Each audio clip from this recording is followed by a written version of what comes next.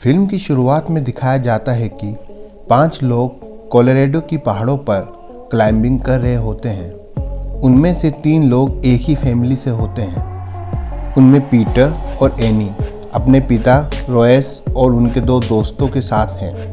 Peter और any आपस में बात कर रहे होते हैं।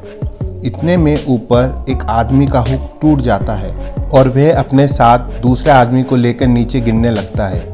उनकी रस्सी रोयस में अटक जाती है, जिसके कारण रोयस और पीटर का हुक भी निकल जाता है। अब सब एनी के हुक के सहारे लटके होते हैं। वह हुक भी ढीला होने लगता है। अचानक झटका लगता है और रोयस के 2 दोस्त नीचे गिर जाते हैं और मारे जाते हैं। रोयस को पता चलता है कि हुक ज़्यादा समय उनका वजन नहीं संभाल पाएगा, तो वह पीटर को रस्सी काटने को बोलता है। एनी बहुत मना करती है, पर पीटर न चाहते हुए भी रस्सी काट देता है और उनके पिता नीचे गिरकर मर जाते हैं। अब 3 साल बाद सीन दिखाया जाता है, जहां पीटर काराकोरम केटू पहाड़ में कुछ तस्वीर खींच रहा है। यहां एक मैगजीन से पता चलता है कि एनी अब एक मशहूर क्लाइंबर बन चुकी है। तभी पीटर का साथी फिसलकर घायल हो जाता है और पाकिस्तान आर्मी का हेलीकॉप्टर उसे बेस कैंप लेने को आता है। पायलट पीटर को बताता है कि एनी भी एक अमीर आदमी वॉन की टीम के साथ आई हुई है, जो उन्हें केटू पहाड़ पर चढ़ने में मदद करेगी। उनकी बातों से पता चलता है कि पीटर ने अपने पिता के मरने के बाद क्लाइंबिंग छोड़ दी है और एनी भी उससे नाराज़ है। पीटर एनी से कैंप में मिलता है, पर एनी उसे देखकर ज़्यादा खुश नहीं होती। फिर वॉन वहां आता है और एनी के साथ साथ अन्य टीम मेंबर से मिलता है। वॉन की टीम में एनी के अलावा 2 और क्लाइंबर्स हैं, जिनका नाम टॉम मैकलेन और अली होता है। पीटर कैंप के सप्लायर स्किप से मिलता है, जो उसे बताता है कि वॉन अपनी नई एयरलाइंस के प्रमोशन के लिए यह अभियान स्पॉन्सर कर रहा है और वे खुद भी केटू पर चढ़ेगा। स्किप पीटर को मोनिक से भी मिलवाता है, जो बेस कैंप की मैनेजर के साथ साथ डॉक्टर भी होती है। वॉन अभियान से पहले एक शानदार पार्टी ऑर्गेनाइज करता है और बताता है कि 4 साल पहले भी उसने यहाँ चढ़ाई करने की कोशिश की थी, लेकिन तब वहाँ कोई हादसा हो गया था। वॉन सबको अपनी एयरलाइंस के उद्घाटन के बारे में भी बताता है। पार्टी में एक बूढ़े आदमी आता है, जो वॉन से मिशन की कामयाबी के बारे में सवाल करता है। वॉन उसे बताता है कि टॉम इस मिशन को लीड कर रहा है और उन्हें यकीन है कि मिशन कामयाब होगा। इसके बाद दिखाया जाता है कि विक अपनी दाढ़ी काट कर केटू पर चढ़ने लगता है। पता चलता है कि इस बूढ़े का नाम विक है और वॉन के पिछले मिशन में इसकी वाइफ मारी गई थी। आगे पीटर एनी को मिशन के लिए गुड लक कहता है। अगले दिन वे सब पहाड़ चढ़ने के लिए हेलीकॉप्टर से थोड़ी ऊंची जगह जाने के लिए निकल जाते हैं और वहां पहुंच जाते हैं। अब इससे आगे उन्हें पैदल ही जाना होगा। अब वे सब केटू पर चढ़ना स्टार्ट करते हैं और जब वे थोड़ा ऊपर पहुंचते हैं तो उन्हें रेडियो पर इन्फॉर्म किया जाता है कि तूफान आने वाला है। फिर टॉम सबसे कहता है कि उन्हें वापस चले जाना चाहिए, मगर एनी और वॉन उसे समझाते हैं कि तूफान बहुत धीरे धीरे आगे बढ़ रहा है और वह अपना रास्ता बदल सकता है, और वे आगे बढ़ने लगते हैं। उन्हें आगे बढ़ते हुए पीटर भी अपने कैमरे से देख रहा होता है। यह देखकर पीटर भी परेशान था कि तूफान आने वाला है और वे अभी भी चढ़ाई कर रहे हैं। फिर हम देखते हैं वे थोड़ा ऊपर जाते हैं तो तूफान थोड़ा तेज हो जाता है, जिससे टॉम गुस्सा होने लगता है और वापस जाने का फैसला करता है, और अब मजबूरन वॉन को भी उसकी बात माननी पड़ती है। अब वे लोग वापस जाने लगते हैं। तूफान और भी तेज होने लगता है। उन्हें बहुत मुश्किल हो रही होती है वापस कैंप में जाने में। तभी अचानक से एक जगह की बर्फ़ टूट जाती है और एनी दरार में गिर जाती है। वे लोग उसे बचाने की कोशिश करते हैं। तभी वहाँ पर एवलांच आ जाता है, जिसमें 2 लोग मारे जाते हैं। उस एवलांच की वजह से टॉम और वॉन भी उसी दरार में गिर जाते हैं और वो दरार ऊपर से बर्फ से ढक जाती है। दूसरी ओर कैंप में लोग उन्हें संपर्क करने की कोशिश करते हैं, लेकिन कोई फ़ायदा नहीं होता। तो सब बहुत परेशान हो जाते हैं।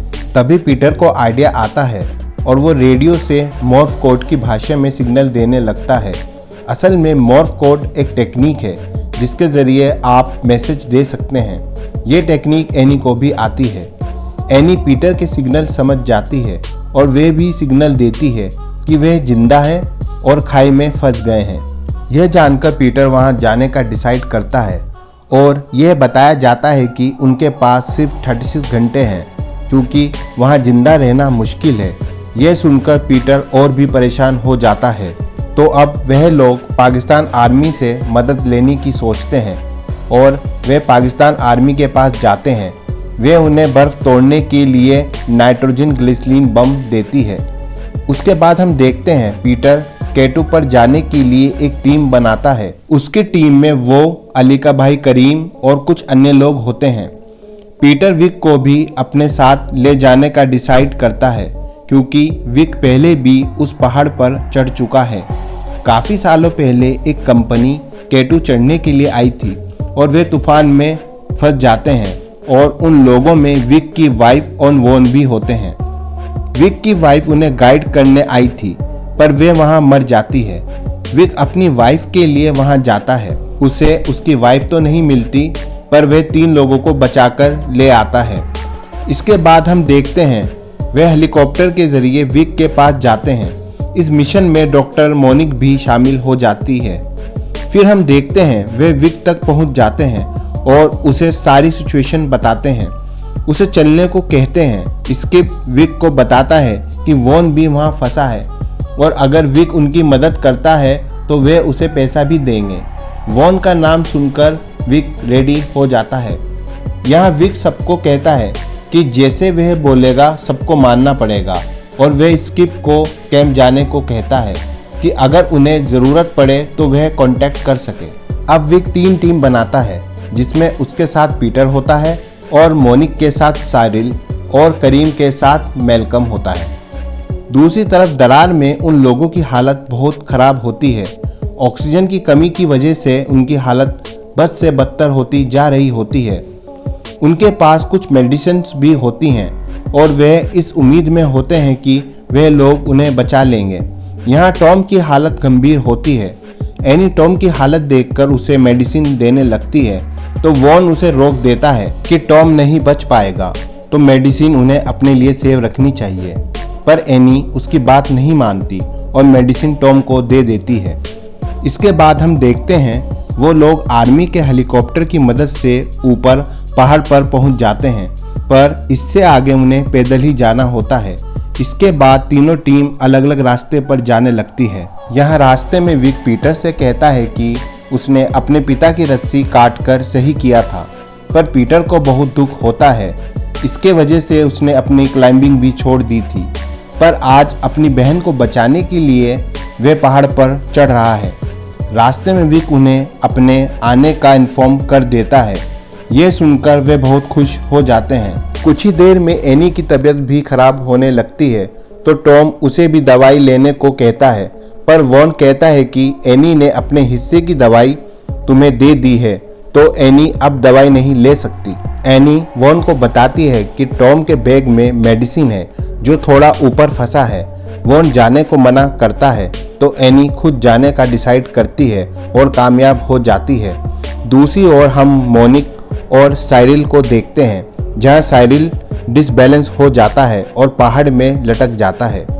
मोनिक उसे बचाने की कोशिश करती है और बर्फ टूटने की वजह से वे भी फंस जाती है। तभी साइरिल के बैग से बम गिर जाता है और बम फट जाता है।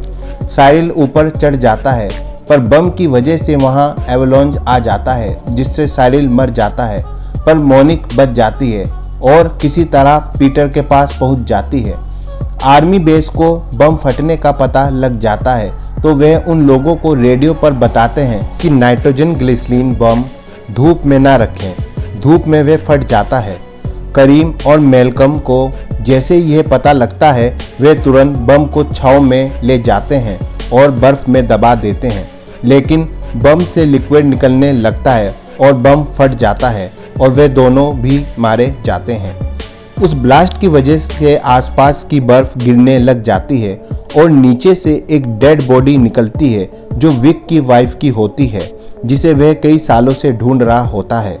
विक वहां कुछ और भी ढूंढता है तो पीटर उसे एक बॉक्स देता है।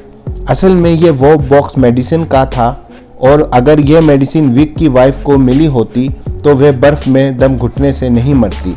विक को बहुत गुस्सा आता है क्योंकि 3 साल पहले जब वह अपनी वाइफ को बचाने यहाँ आया था तो उसे वाइफ तो नहीं मिली, पर वह 3 लोगों को बचाकर ले जाता है जिसमें से एक वॉन भी होता है। और वॉन एक इंटरव्यू में बताता है कि वह मेडिसिन का बॉक्स उनसे खो गया था, पर अब विक समझ गया था कि वॉन ने झूठ बोला था और वह दवाई उसने खुद यूज़ कर ली थी।